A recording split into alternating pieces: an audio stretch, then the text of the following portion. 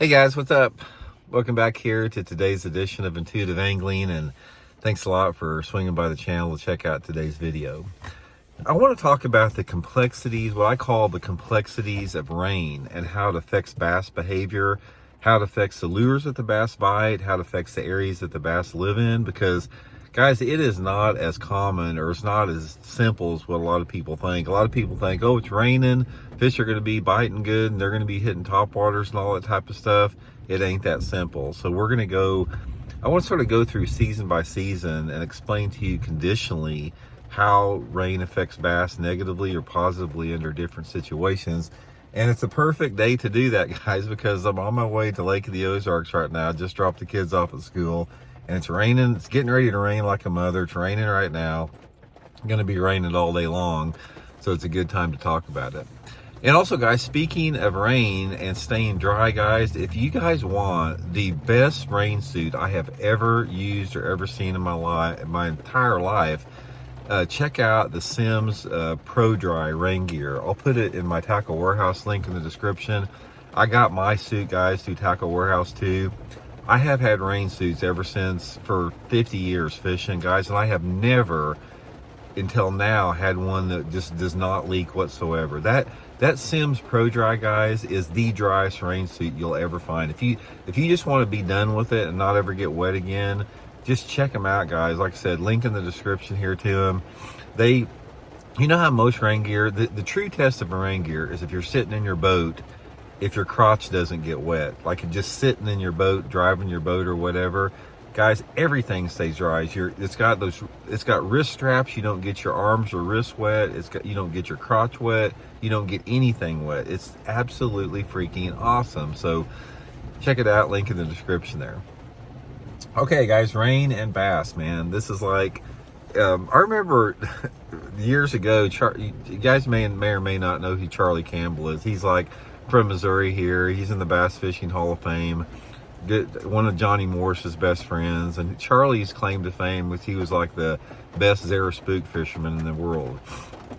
And Charlie always would tell me, because he fished a lot of the same tournaments I did here, is that, you know, if you can't catch fish in the rain with top water, it's time to hang up your rod. And there is a truth to that, guys, because if you have the right set of conditions, say for example the water is, you know, over 65 degrees and the water's pretty clean, it's really good for topwater fishing. That's the ideal scenario for topwater fishing. Like, say for example, right now when we go up at Lake of the Ozarks, water temperatures in the 70s. If I get into a part of the lake that's got some clean water with this rain, I'm probably going to catch some fish on topwater. That's sort of a given that everybody knows. We hear the rain coming down pretty hard now. But I want to talk about different times of the year and how bass react to rain for different aspects, when it's positive or negative. Okay, now I want to talk about water temperatures throughout the year, not necessarily, you know, spring, summer, winter, fall. Let's talk about water temperatures. Let's go from the 40s up into the 80s. Now, when you have water temperatures in the 40s, rain is actually sort of a negative. It's like, one of the things that I found out about rain in colder water, it doesn't help you out any whatsoever. So if you're, whatever techniques that you think you can catch them on, whether it be a jerk bait or a swim bait or an Alabama rig, you're probably going to have a little bit tougher time with rain, because those low light levels in cold water are not beneficial to your success whatsoever. So anytime that I'm fishing in the wintertime, I don't want to see any rain whatsoever. If it's cold enough, it's going to snow, and snow doesn't seem to have as big an impact. It's like snow can actually help you out, but there's something about rain and cold water not really good. Now, as you start to get warmer water, like up into the 50s, that type of thing, this is when rain starts to help you out quite a bit, depending upon the technique. Now, the number one technique I have found when it's raining, if the water temperature's in the 50s, now you can equate this to two different seasons, because we have, here in Missouri and most parts of the country, you're going to have water temperatures in the 50s in two different times of the year. During the springtime of the year, in the pre-spawn, and during the late fall time of the year. So both of these times are, you know, sort of one and the same. It's just the same water temperature. When you have water temperatures in the 50s, guys, put you on a big spinnerbait. Big spinnerbait fishing, water temperature in the 50s, rain is an excellent way to catch them. Probably my favorite is something like a 3/4 ounce spinnerbait with a number 6 willow leaf blade, maybe a number 7 willow leaf blade if the water visibility is over, say, 2 foot or so. If the water is under 2 foot visibility, I'm using a big Colorado blade. But just slow rolling the thing. It's like, just throwing it out to the bank, just reeling it in, sort of with a medium slow retrieve, keeping it just off the bottom. They will hammer that thing, especially during the pre-spawn. It works really good. Okay, now in the 60s, when the water temperature starts getting into the 60s, you start to have a little bit of a change with the rain, because in the 50s, the bass don't really want to come up on a bait in the rain. They want to stay down. But as you start to get in the 60s, that's when the bass begin to want to move vertical higher in the water column when it starts raining. And this is one of my favorite times of the year, guys, to rip a spinnerbait. It's like I'll take a small spinnerbait with like small willow leaf blades, like that Megabass SV3 spinnerbait, in the springtime and the fall time of the year, and I'll burn that thing just that far underneath the surface. That's a really, really good way to catch them in those type of conditions, especially if you have water visibility of over 3 feet. Another really good way to catch them in the rain, when the water temperature's in the 60s, it's on a glide bait and a bigger swim bait. Glide baits and big swim baits have a real small window of success, but when it's raining, when the water temperature's in the 60s, really, really good time to catch them with that.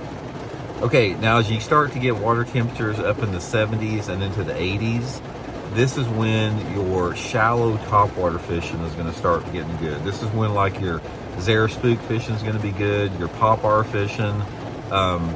Anytime that you have conditions like that, it's going to be good for buzzbait fishing, whopper plopper fishing. Ideal scenario for topwater fishing more than anything else. Another thing that can work pretty good is cranking. When the water temperature's in the 70s and 80s, some type of a square bill crankbait, a lipless crankbait can be pretty good. Any type of a bait that the fish can chase, because usually rain makes the fish more active. Usually. Now, let's talk about what happens when you have different extended periods of rain. Everything that I just laid out to you right there is on the assumption that you've had rain coming in and it's the first rainy day. Say, for example, it's been cloudy or partly cloudy or sunny, then you get a front coming through and it starts raining. The first day of rain that you have, maybe the second day, the fish are going to be active and chasing. But what happens, and there's one thing that you can get out of this video you need to remember, is if you have an extended period of cloudy, rainy weather, let's say you have this like a stationary front that comes through, and it's one of those deals where it's raining all week long. If you have a situation where it has rained for over 2 days in a row, the bass revert back to going to the bottom quite a bit. They don't chase as much. So in other words, let's say you get out there the first day where it's raining like it is right now, you catch them good on a topwater bait, you catch them good on a spinner bait, you catch them good on a crankbait, and then all of a sudden, it's been raining on and off, and it's cloudy for say 3 or 4 days in a row, and you go out there and you can't get a bite on a topwater or spinner bait, because eventually what happens, and I don't really understand the dynamics about this, but I do understand the reality of the situation. Bass will move to the bottom and they don't want to bite chasing lures after an extended period of rain, and that's when you have to fish slow. So let's say, for example, you're going fishing on Saturday and it's been raining on and off since Wednesday night, and you get out there Saturday morning and it's still raining or cloudy or sprinkling or something like that. That's when you want to go to your bottom bouncing lures, like your jigs and your shaky heads and your Ned rigs, your football head jigs, your Texas rig worms, Carolina rigs. There's just something about the fact that bass want to tuck into the bottom. And I'll give you one example. I've used this before, but it's a perfect illustration of what I'm talking about. I was fishing a tournament down at Grand Lake. This has been a long time ago, and it was the springtime of the year, and the water was coming up quite a bit. Now, it was coming up into the flooded willow trees, and it had been raining on and off. One of those deals. It's April. It had been raining for like 3 or 4 days in a row. And guys, everyone out there that I was talking about, they were fishing like buzz baits and top waters and spinner baits and that type of deal. I had 28 pounds in a tournament. It was pouring down rain, flipping willow trees in off-colored water in a heavy downpour rainstorm, and wound up winning the tournament with 28 pounds. That is the perfect example of how bass will tuck down and they'll get tight to cover and on the bottom after it's been raining for quite a while.